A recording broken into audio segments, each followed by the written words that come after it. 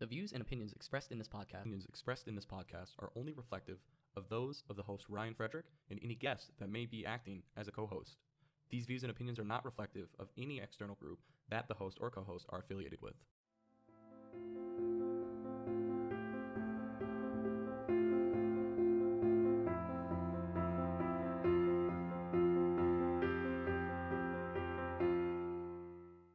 What's going on, everybody? In this episode of Introspective, I'm going to be talking about why I think you should own a gun in the United States. And this is obviously only something you should do if you're comfortable with it and if you fit the criteria of gun ownership. So, jumping right into it, I want to go over some statistics in the United States about guns. So, it's very interesting to me that it's such a controversial topic given how guns are a huge part of the United States culture. It has been for years. It's the reason we became a country. Without our right to bear arms, without people bearing arms, we would not have been able to defeat the British and gain our independence. So, I do understand there is controversy over it, and everybody's got their views and opinions, and the whole point of this podcast is for me to give you mine. So like I was saying, some statistics. Right off the bat, I want to point out that United States citizens own 393 million guns, or about 46% of the worldwide total of civilian-owned firearms. Now, this is civilian-owned firearms. This is not, military weapons, military personnel. With that being said, that equates to about 120.5 firearms for every 100 residents. So there are more firearms than residents, essentially. A study from Harvard University said that people defend themselves with a gun in only 0.9% of crimes, and this is from 2007, 2011. So that doesn't sound like a lot, right? 0.9%. Well, there's a lot of crimes that go on in the United States.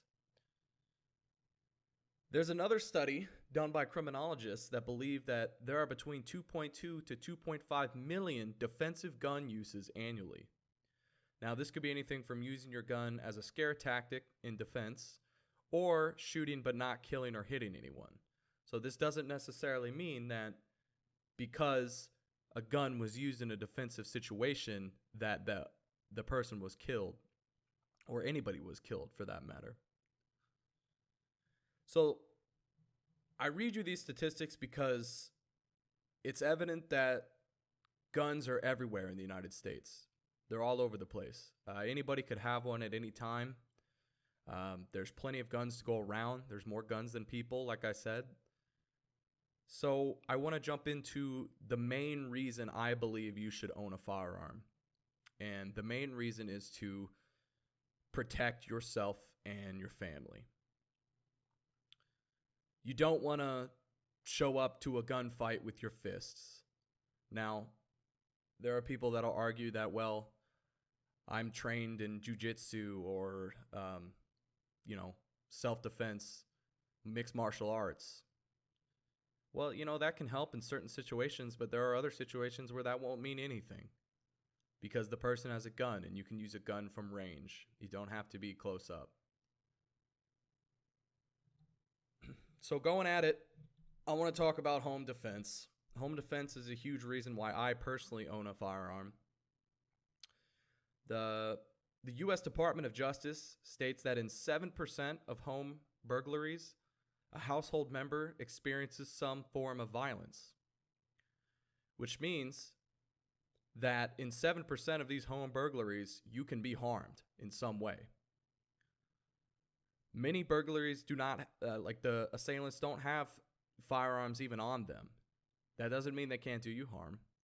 And better to have your firearm to defend yourself with, even if they don't have one of their own.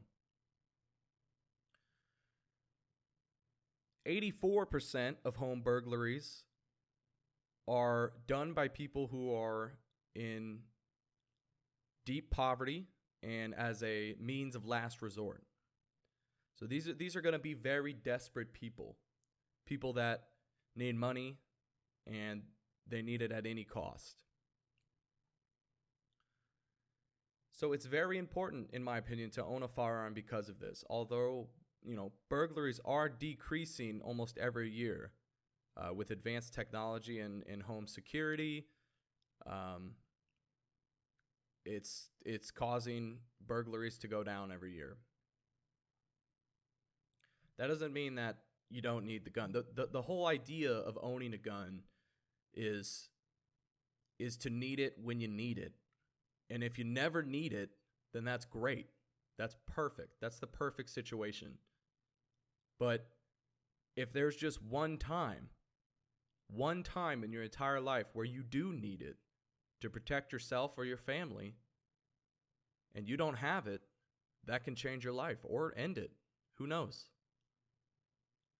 So I want to talk about which guns, in my opinion, are best for things like home defense.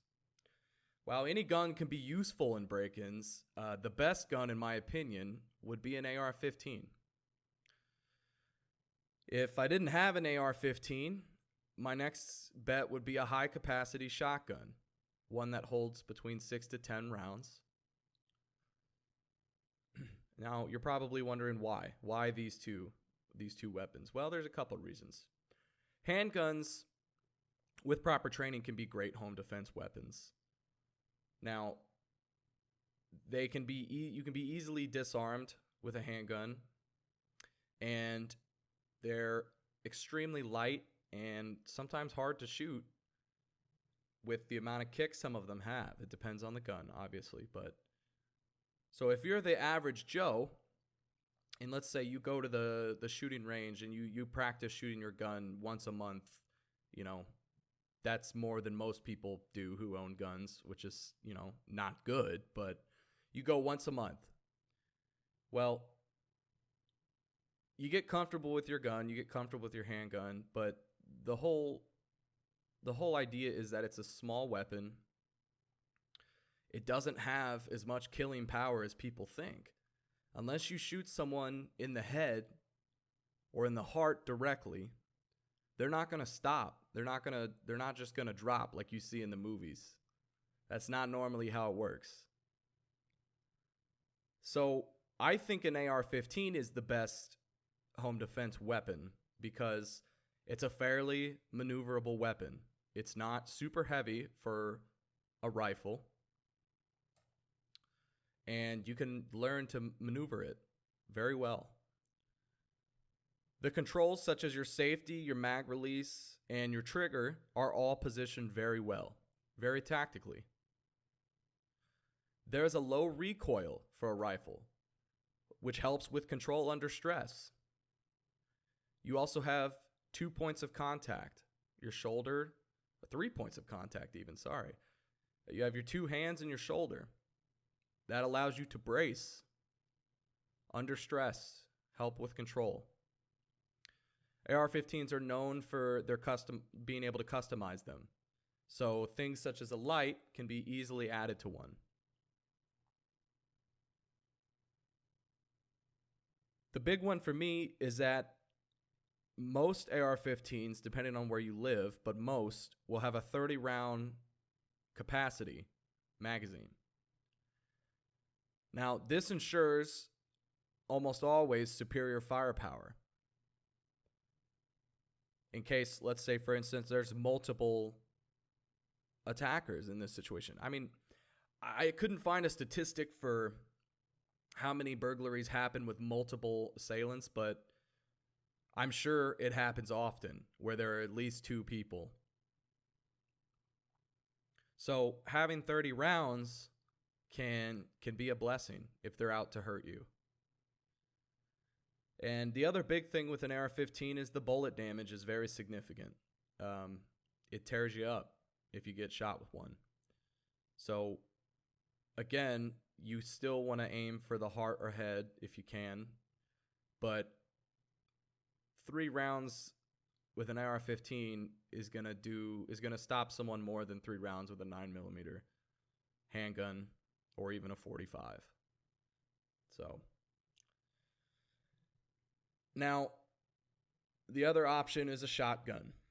A shotgun has extremely high stopping power with the correct ammunition. There's police officers that have stated that they've never needed more than 2 rounds of buckshot when they've had to discharge their shotgun to stop someone. It is a highly, highly damaging round. And it will stop someone, you know. So the other thing with the shotguns is they're maneuverable with proper training. There's something called short stocking, where you can short stock your shotgun to create stability while creating a smaller weapon. And that's good for homes if you're, clearing around a wall or something, or if you're just in a tight spot. The other big one, and I'm sure a lot of you have heard about this, is, deterring a burglar just from racking in your shell into your chamber with a pump shotgun. Now, I would personally keep my home defense weapon loaded. So I would keep a round in the chamber. But there has been some studies that that's not a great idea with shotguns because they're not very drop safe. Excuse me. So if you don't, that's fine. That's perfectly fine. It's a bit more safe. So that's a deterrent, if someone broke into your house, it's quiet, it's at night, and if you rack your shotgun, they're gonna be scared shitless probably. So shotguns also allow for light attachments. It can sometimes be a bit more difficult, but you can still attach a light fairly easy to a shotgun, which you do need in a home defense weapon. You need a light.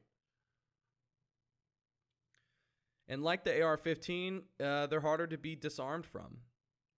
Like we talked about, you normally have 3 points of contact. You got both your hands on the gun at all times. Very hard to get disarmed in a situation like that. Now, one of the cons with a shotgun, especially buckshot, is overpenetration concerns. So you have multiple pellets that, at a fairly close range, such as a home defense shooting, will most likely go through the human body. So whereas with an AR-15, you have to worry about one projectile penetrating, with a shotgun, you have to worry about multiple projectiles penetrating. So it might not be the ideal home defense weapon if you live in an apartment situation or a townhouse or a condominium. But if you are a homeowner, I would suggest it. That or the AR-15, both. So moving on, I want to just go over why I also think you should own a gun. Now, besides home defense, guns can also be used out in the public world to defend yourself.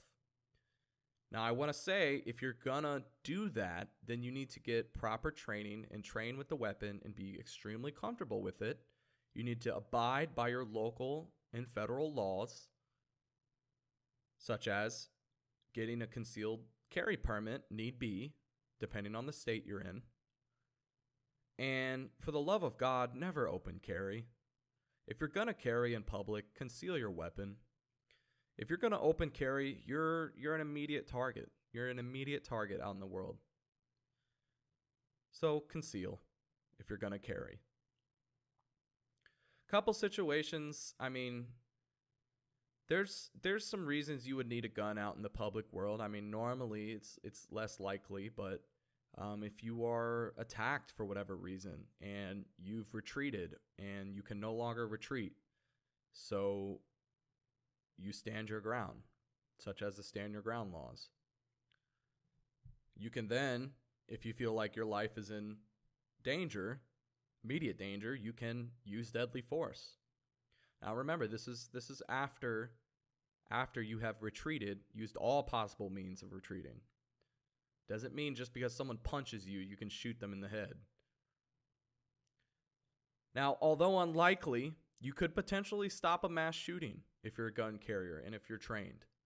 There was an incident down in Texas where it was in a church and many people were carrying based on the video, but an assailant comes in and he starts shooting and a man drops him from, I believe, 20 feet right in the head.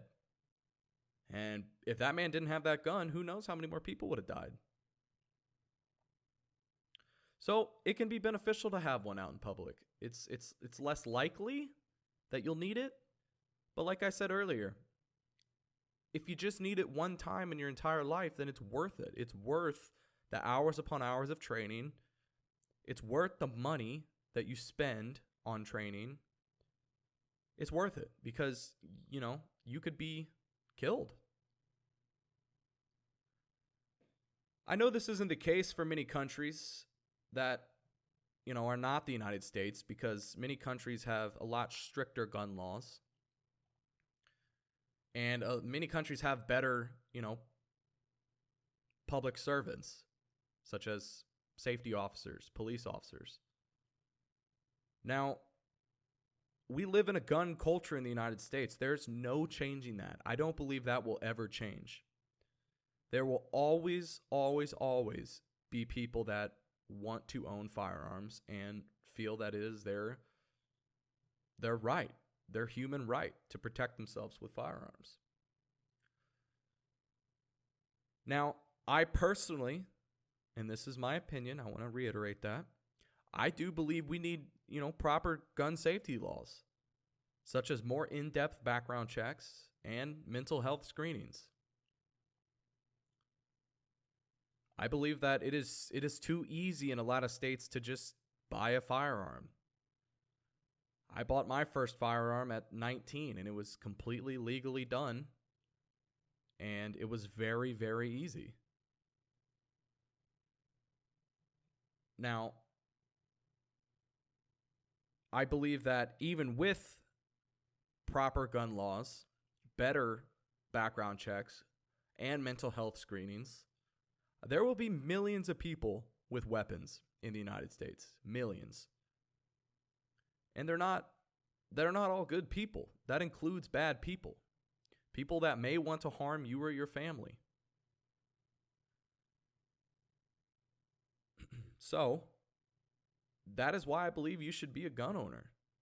Because, again, you never want to bring just your fist to a gunfight. I didn't even get into talking about all the illegal firearms out there. Firearms that have been had their VIN numbers erased. They can't be traced. They came in from other countries illegally. This is there's millions of unaccounted weapons. Weapons that are in criminal hands.